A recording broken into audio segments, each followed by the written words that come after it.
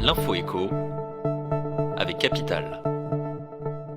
On commence par le chiffre du jour, plus 3,8%, c'est l'augmentation depuis le 1er janvier de la base de calcul de la taxe d'aménagement. Pour rappel, cette taxe s'applique à toute opération d'aménagement ou de construction des installations soumises à un permis de construire.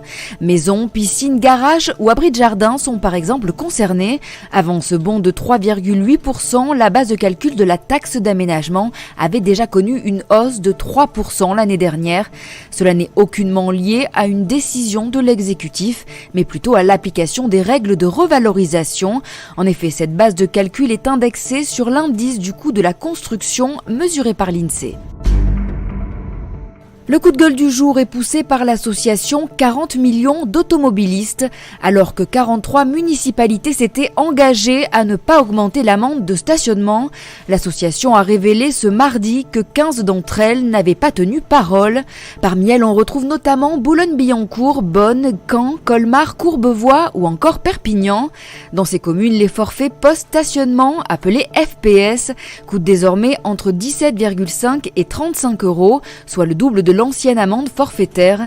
Contactées par l'association, certaines communes se justifient par des mises en œuvre plus coûteuses que prévues ou par un alignement proportionnel au tarif du stationnement payant sur voirie.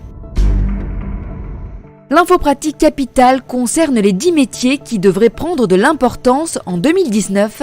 Nous les avons recensés en nous basant sur leur nombre de recrutements, la volonté des pouvoirs publics de les promouvoir, leur salaire ou l'émergence d'un secteur. Par exemple, les développeurs blockchain, une technologie de stockage d'informations, sont très recherchés. Ils bénéficient d'un salaire moyen de 52 431 € brut par an. On trouve également dans notre liste le métier de juicer. On parle ici des personnes ayant pour mission de recharger les trottinettes électriques en libre service qui se développent dans les grandes villes. Retrouvez également celui de référent déontologue que peuvent consulter tous les fonctionnaires depuis 2017. Rendez-vous donc sur capital.fr pour plus de précisions. Et on termine avec McDonald's. Sa célèbre marque Big Mac lui a été destituée dans l'Union européenne ce mardi 15 janvier par l'Office de l'Union européenne pour la propriété intellectuelle. L'instance a jugé que le géant de la restauration n'avait pas fait un usage réel de la marque pour les biens et services pour lesquels elle a été déposée.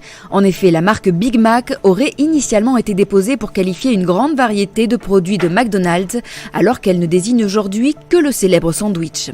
C'était l'info écho avec Capital.